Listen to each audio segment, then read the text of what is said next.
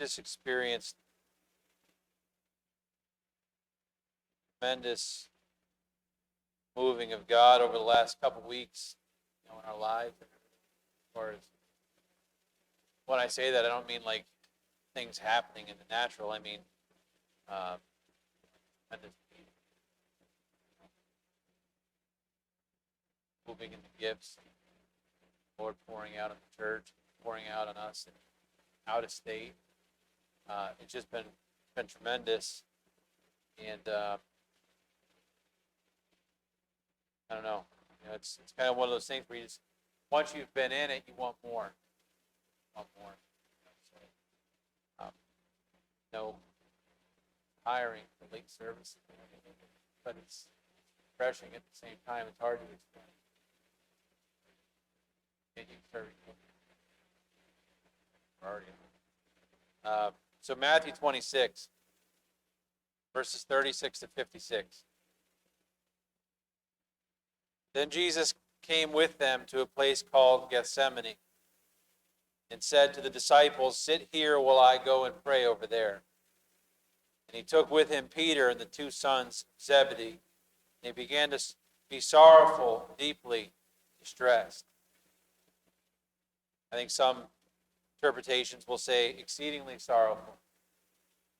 Then he said to them, "My soul is exceedingly sorrowful, even to death. Stay here and watch." I always do that. Stay here and watch with me.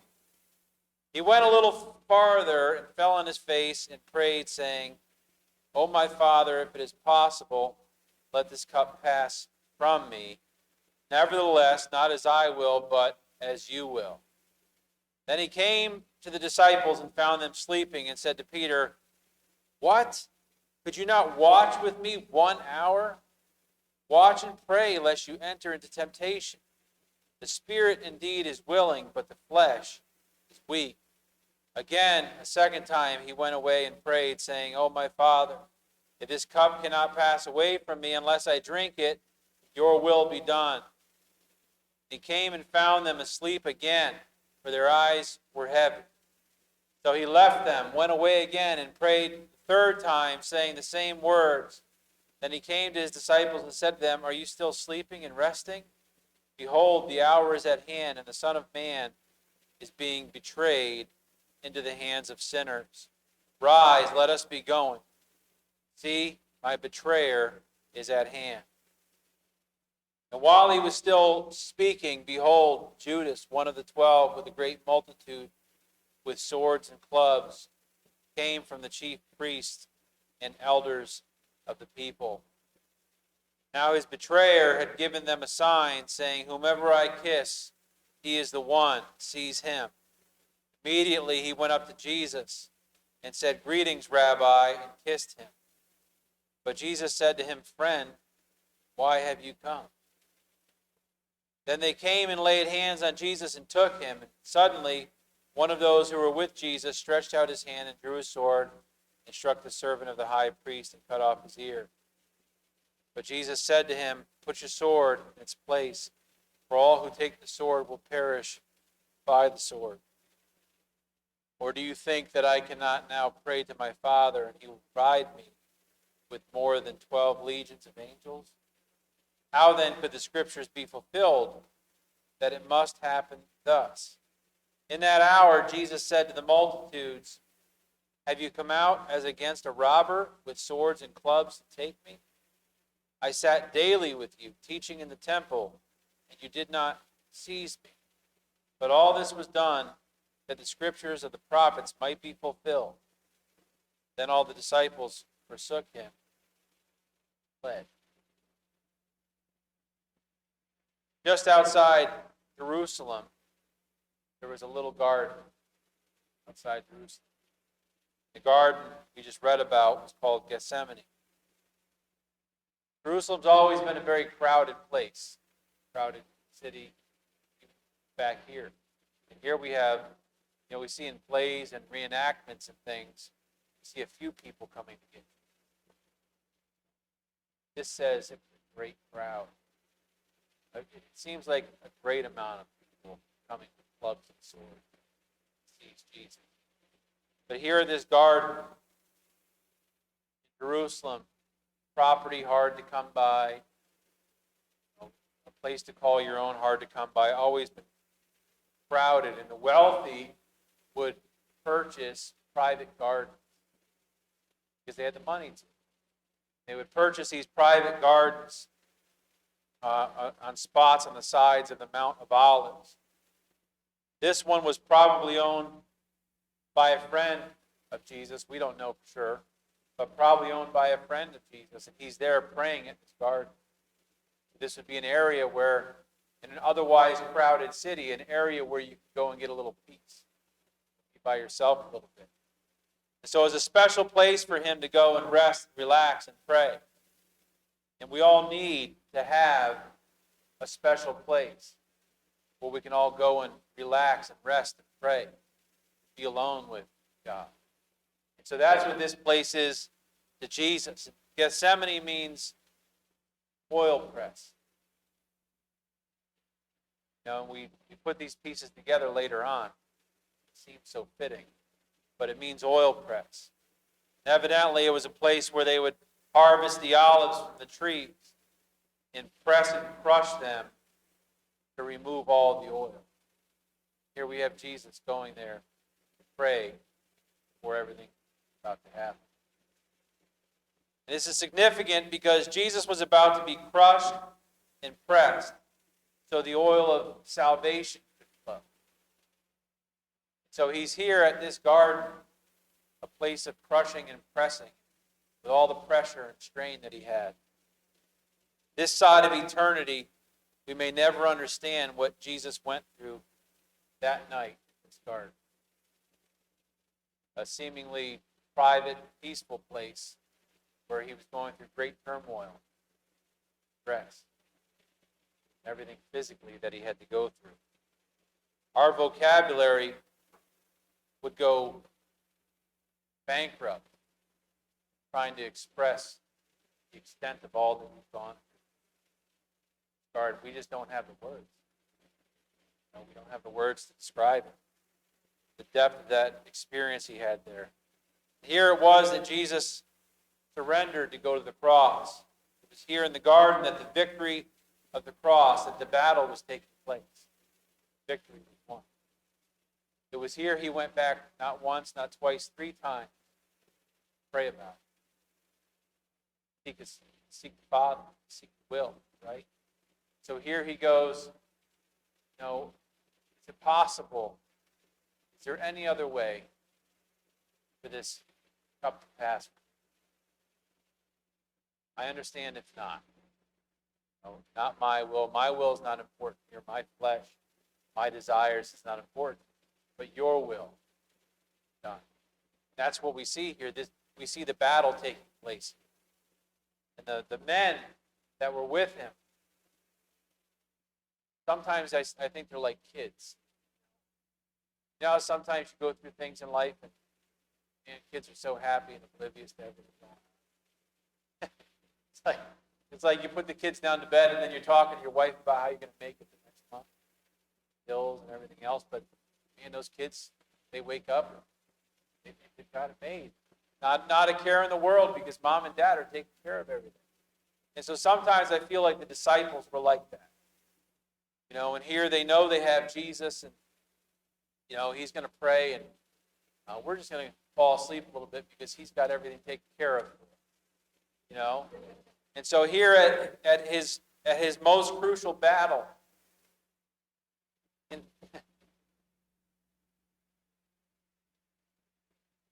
die. Disciples.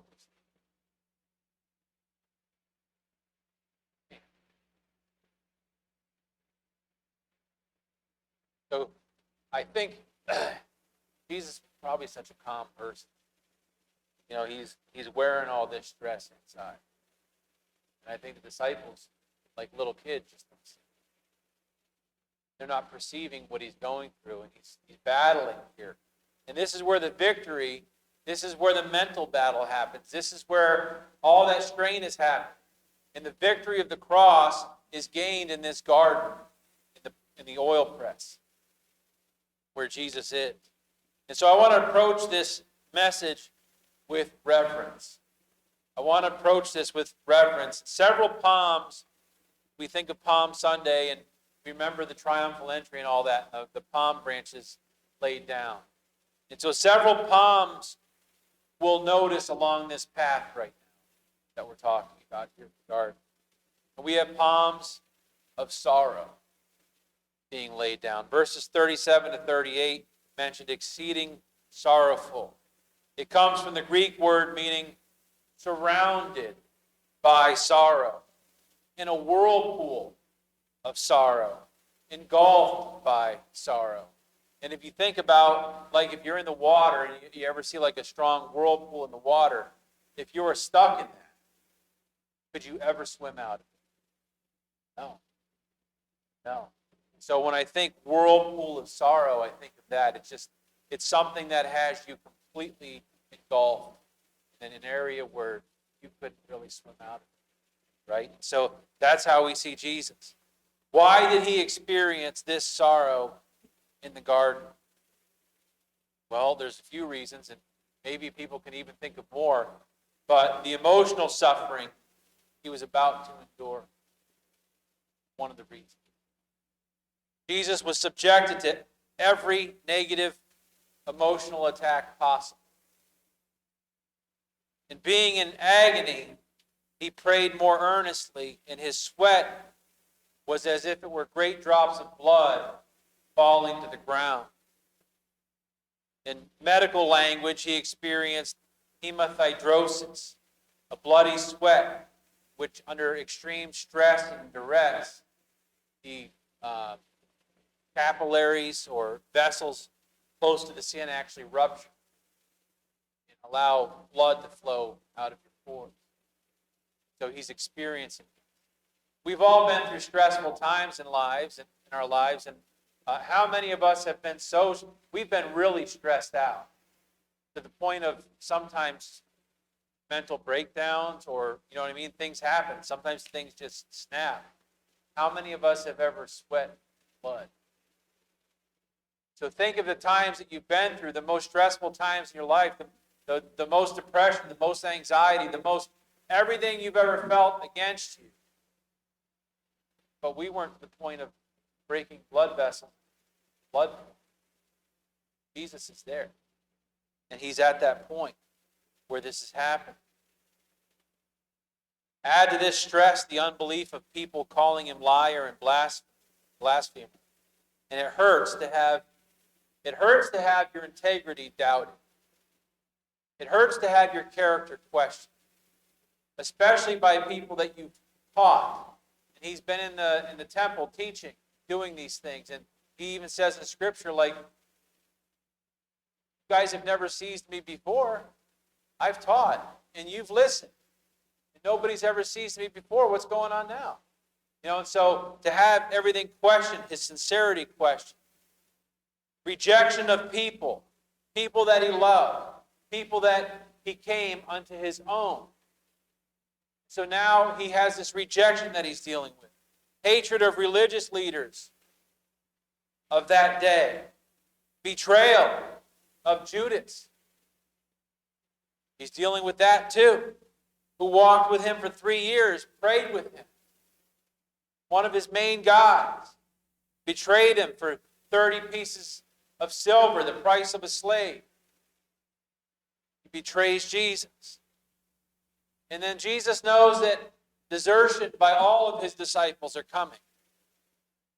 He knows all of this. And so he's going through all of this. And the coming denial of one of his own, he's already predicted Peter's denial. Injustice of his coming trial. He knows the injustices that he's going to face. He knows the false accusations that he's going to face. He gets convicted in a kangaroo court just to set him up. And he knows all this. He was convicted for crimes that he wasn't guilty of. He knew he would be further ridiculed, spit upon, stripped naked, beaten. He knew all this was happening. The greatest indignity and being put to shame. All from the greatest of love. And he knew all this was coming. If you or I experienced any one of those above, we would be devastated. Completely devastated by it. Yet Jesus went through it all at once. He's bearing all of this all at once. And he's got to be emotionally, the weight that he's bearing is really heavy. Salvation may be free, but it's not cheap. Right? All this that he's bearing. So with palms of sorrow, he endures emotional suffering. He endures physical suffering. We know how it goes. He knew that rugged cross waited for him. He knew the weight of it. He knew what he was going to have to bear. And they say to be crucified is to die 1,000 deaths. Because it's not just like quick. It's torture. And so he's bearing all of this weight, knowing while he's in the oil press, while he's in Gethsemane, all of this is weighing upon him. Verse 38 makes it clear his emotional suffering led to physical suffering immediately. It said, even unto death. His physical body recoils at the thought. Not that he was afraid to die. Jesus knew what had to happen here. He faced death with courage. He faced death with perfect peace. But no one in their right mind looks forward to death. God made us in such a way that we everything inside of us is to preserve life. Even when you come near something dangerous, the fear that grips you immediately when something's dangerous, it's there to save you. Right? And so we're designed to want to survive and want to live. You're not looking forward to dying. If the doctor gives you a choice between living and dying, you're going to choose living. And so there's great stress here and great pressure. As humans, we have these built-in mechanisms that want us to resist death. Even if you've ever been falling, this happens to me quite frequently for years. How many in here get close to falling asleep and your body jerks all of a sudden? Right? It's called a myoclonic jerk or something like that, or twitch or whatever they call it. In that moment, your body perceives, this is what I've heard, in that moment, your body perceives such peacefulness that it perceives it's dying. And so that jerk is to jolt you and get you up and push you on so you don't lay there and die. Right? And so everything inside of us wants to live. And so, can you see the palms of sorrow as Jesus looks down at his hands, all during this time, knowing that these are the hands that are going to be nailed with spikes, rocks. All these things weighing on him. But the worst part, maybe, I don't know, they're all bad. We have his physical, we have his emotional suffering, but the deep suffering as well, the spiritual suffering, deep to the heart. You know, verse 39, he picked up that cup, one he was asking if it could pass from him. He picked it up, and in that cup was much more than physical and emotional suffering. Because in that cup bore the entire weight of sin from humanity. That's the cup. That death that he had to have, the resurrection that would come to follow. The cup was all the sin of humanity in that cup. Accumulated sin of all the ages about to be laid upon this sinless, perfect Son of God. That's the cup that he has. We cannot even pretend to imagine everything he felt. Colossians 2:9 clearly says that in Jesus was all the fullness of the Godhead in bodily form. Jesus declared himself as I am. Okay? So can you imagine the I am? In the beginning was the Word was with God, the Word was God. Later on it says the Word became flesh and dwelt among us. Right? You imagine the I Am, the Creator, getting to this point where he's going to take on entire sin, all the sin. How repugnant.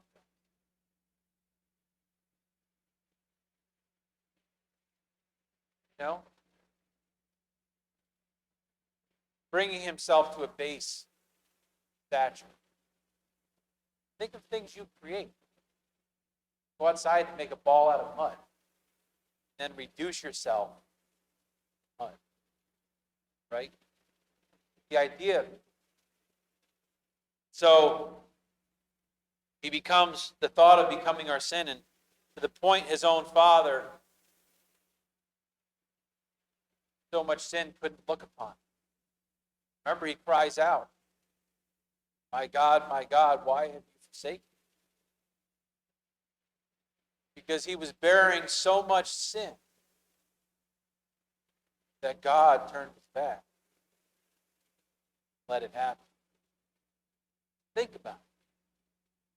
I don't know if physically God turned his back, right? I'm not saying all that, but what I'm saying is he bore so much sin. Sin can't stand in the presence of God. And Jesus is crying out, why have you forsaken me? It's because he's bearing the weight of all this. He's bearing all this sin. So we've seen his palms of sorrow. The second one would be laying down palms of surrender. Think of the path, in laying down the palm. Verse 42, it says, thy will be done. So in his humanity, he may have buried his face in sorrow. He's going through all of this. But thank God, he looked up and he laid down palms of surrender. Because he's going through the sorrow and he says, if this can pass for me, let me know if there's another way. Nevertheless, not my will, but your will be done. And so what does he do? He surrenders himself willingly to this. So we have palms of surrender. The Garden of Eden, here the first Adam exerts his own will, his own desires, and his own want. Brings about the ruin and damnation of the human race.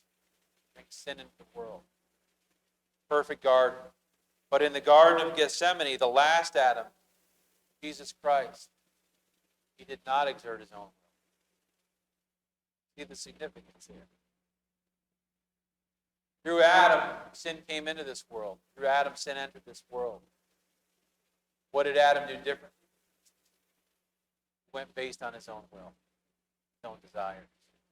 What does Jesus do that's opposite of that? Jesus, they call the second Adam. What did Jesus do? He surrendered. So through Adam, sin enters this world through selfishness and desire. But through Jesus, sin is forgiven through complete surrender. It's a totally different thing than Adam. Second Adam. He brings, in so doing, so Adam brings sin and damnation to the entire world. Through the second Adam, through Jesus, through surrender, he brings redemption to the entire world. So we can be forgiven of all of that sin. The first Adam said, my will be done, and brought about death. But the last Adam said, thy will be done, and brought salvation for all of us. Thank the Lord that with palms of surrender, he completed the task before him. Through surrender. When I think of that surrendering of Jesus' will, it makes me wonder how we can ever exert our own will over the will of God in our lives. Why can't we live that surrender? Why can't we surrender to the will of God in our lives? Jesus did it, and it cost him, physically, it cost him everything. But like we hold on to things that a little greedy and selfish maybe sometimes. And we can't submit ourselves to the will of God. And daily we make choices. We answer either my will or your will with our choices. Every day. Every day we do. Satan tries to keep us busy, our enemy. Gives us alternatives to being faithful to God. And we answer with either my will or God's will. We make those choices. We think of things, serving, witnessing, watching a lot of TV, on the computer a lot, tithing, volunteering. All these things that we can be doing. I'm not saying you don't have to busy your day. You don't have to think of yourself as like, okay, I'm done with work now. Now I've got to go volunteer for 5 hours so that I'm righteous enough. That's not it at all. That's not it at all. But these are areas in our life where some of us struggle in different areas. And so think of these areas, my will or his will. Sometimes we sing, I surrender all. Remember the old hymn?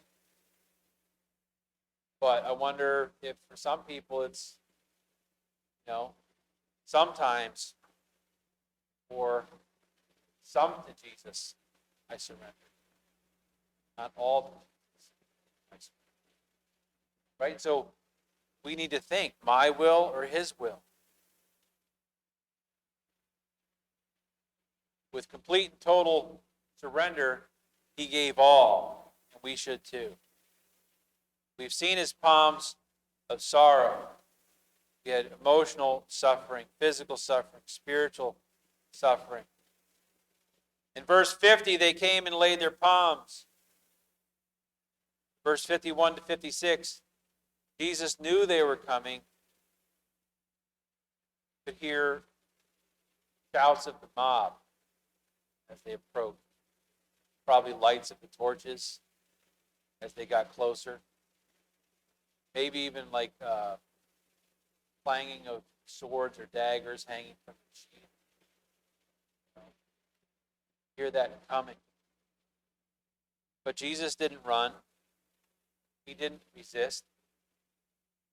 And with submission, with complete submission, chooses what he'd already committed to do. What he'd already committed to do. He had surrendered to God.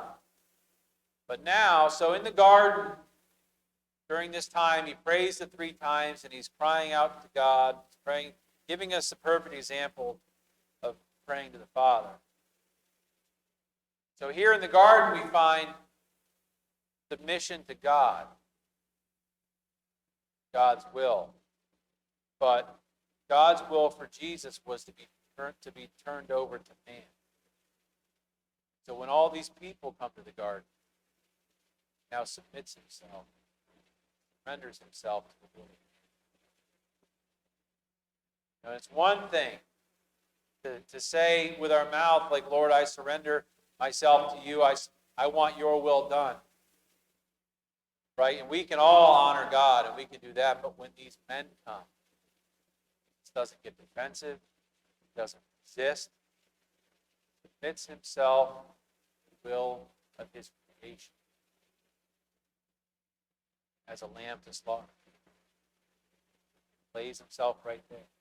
Submits. Verse 47 said it was a great multitude. I don't know how many that means. More than 5, 30, 40, 50, couple hundred, I don't know. But it was a lot. It was a lot. Armed soldiers came out to arrest a carpenter or a tradesman, whatever. A lot of translations say carpenter in the King James, but artisan contractor, more than likely, artisan. So it could have been a carpenter, it could have been a woodworker. Think about it, back then, they built a lot of things out of stone. Could have been a stone worker. We know he was a worker with his hands and he built things, right? And so this great multitude comes out to arrest this carpenter, this tradesman, the Prince of Peace. Verses 48 to 49, Judas betrayed with a kiss. And now Peter is awake. He was asleep. along with the others, which might explain why they all forsook Jesus and fled. During that time, I don't think they had a really good understanding. They had been sleeping when they were supposed to be praying. Verse 51, Peter's awake now. He does what he does best, something rash. Right? I mean, it's Peter. If many times, much as I read about Peter, I feel like I would probably align more with him than any of the others. How many have done something rash from time to time? So Peter, here, you're not going to touch my Lord.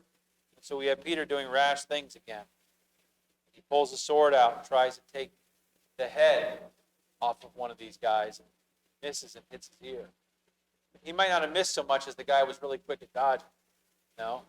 Can you imagine if somebody's swinging a sword, you're probably going to duck. You're going to do something. So we have Peter acting out rashly. And Jesus told Peter to put it away, and he picked up the ear and miraculously attached it. And I've always thought how this crowd wasn't instantly saved after seeing that. But God's will. We know that God's will had to happen. And maybe, just like we see nowadays today, maybe God blinded the people to it and let them burn in their desire to want to kill Jesus. Because this had to happen. So we don't know the reasons exactly why, but Jesus has him put the sword away and he heals this guy. And it's a good thing that he did, because you imagine if this guy wasn't healed, there probably would have been 4 crosses. Calvary, Peter would have had 4 crosses, right? Because he attacked his soldier. So what evidence do you have against Peter? The guy's healed. No? There's no crime. So Jesus, by doing what he did, he also preserves Peter for his ministry. Jesus knew that Peter had an impactful ministry. So during this time, not only does he heal this guy, but in doing so, he preserves Peter. But Jesus chose the cup. That cup that he had to bear, he chose it over the sword. That's what had so many confusion. That's why I believe most of the nation was waiting for a Messiah that would come and militarily take over, conquer the Romans. I think once Judas was catching on here that Jesus was peaceful and he wasn't going to do that, that kind of spurred him on to betray him. Judas felt betrayed, I think. So he was going to betray the one who he felt betrayed him. The one he's followed for 3 years that he felt was going to be king, take over. But Jesus chooses the cup over the sword. What's in your cup? Sorrow, suffering, emotional thing, physical thing. What's in your cup? Will you surrender it? All that you have, will you surrender it to Him? Everything that makes you what you are. Be willing to surrender it completely to Him. And in doing so, sometimes not only are we surrendering to God, but we've got to subject ourselves. We've got to deal with humanity that drives us nuts.